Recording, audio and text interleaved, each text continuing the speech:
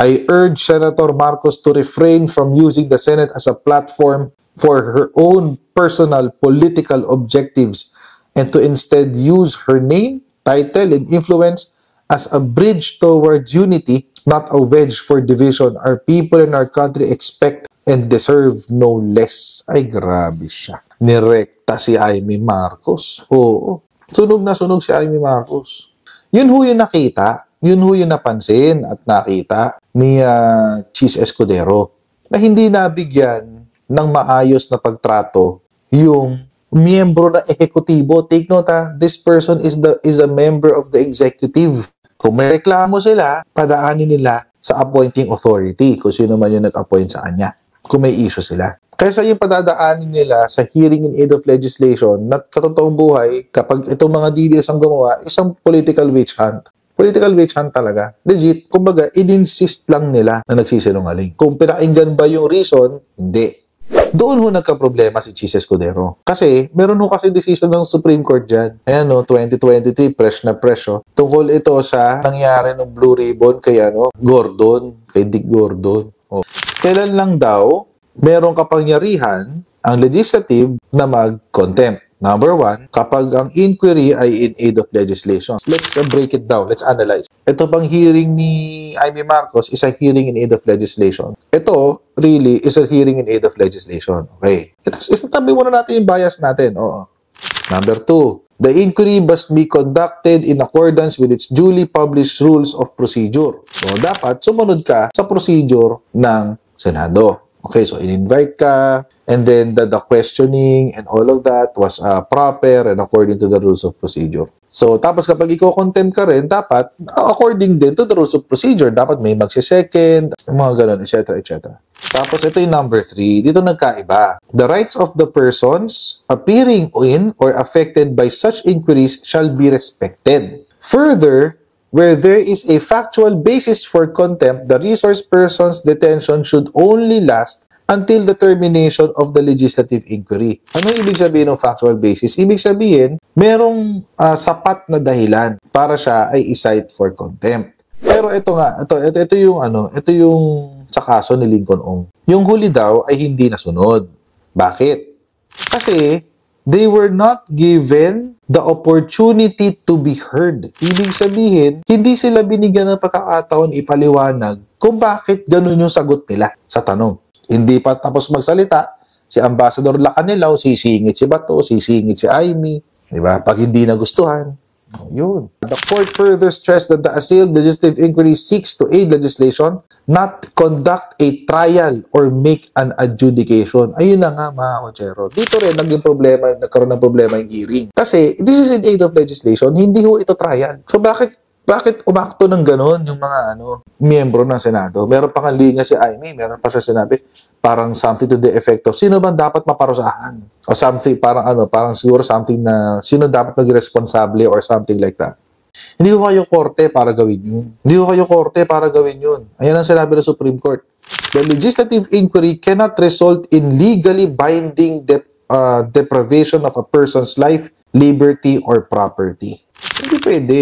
Hindi ka korte, Amy Marcos. Yung ginagawa mo ay hearing in aid of legislation, pero nag-feeling korte ka, hindi ka korte. Yun yung iniwasan ni Cheese Escudero. Ito kasi yung sinabi niya.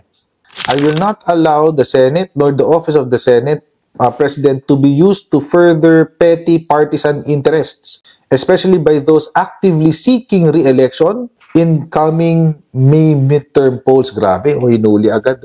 Grabe naman si Senator Cheese. Oo, rektahan. Oo, rektahan agad eh.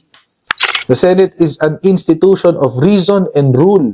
It is not a tool to be leveraged for propaganda or self-promotion. Ay, grabe naman. Ang sakit-sakit man naman magsalita. Sir, Senator Marcos says that this episode sets a terrible precedent. And I concur, but for different reasons. Ayan. Agree daw siya kay Senator Amy. Kasi ano ba sinabi ni Senator Amy? As expected, Senate President Cheese Escudero refused to sign the contempt order just like he refused to sign the subpoenas. This time he went even further. He ordered the release of Lacanilaw in spite of the ambassador's blatant and repeated lies. This is not just disappointing, it's dangerous.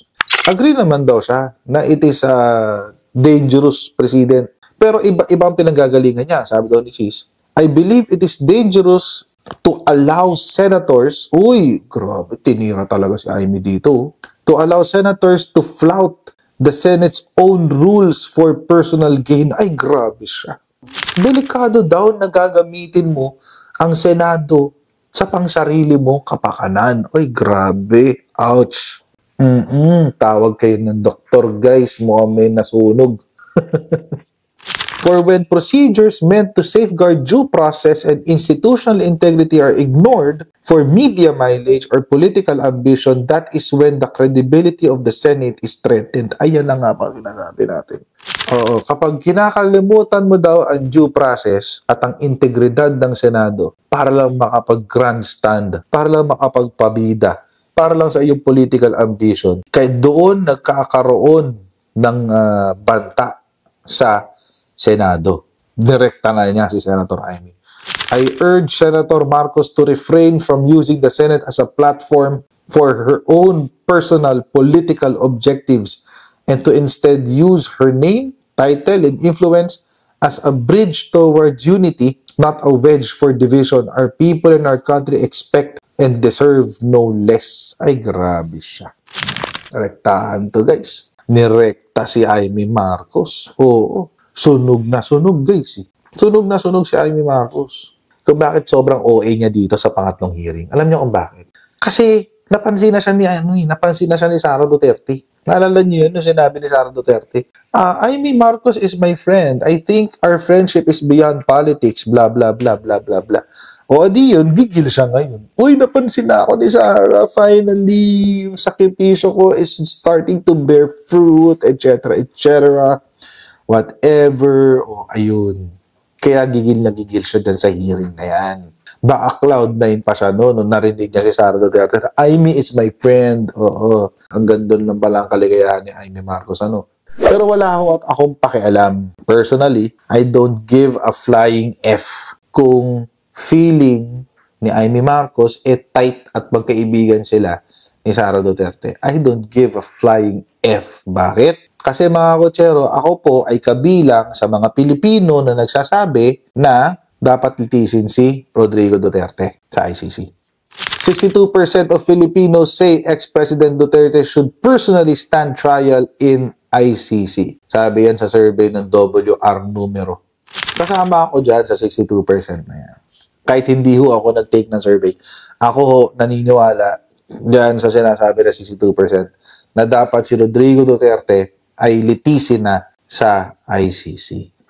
Tapos, merong isang tao o individual na nagngangalang Amy Marcos, ang gagawin niya, magbibida-bida. Sasabihin niya na violate daw ang karapatang pantao ni Rodrigo Duterte. Dapat daw ay respeto yung kanyang human rights at dapat daw binigyan siya ng courtesy bilang dating Pangulo. Was the same courtesy extended to those who were arrested during the time of Tokhang?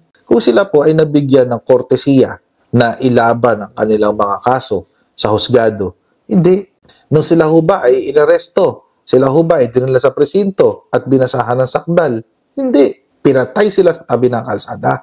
Tapos tinapala na lang ng cardboard na may nakasulat, "Huwag tularan." Paano human rights sila?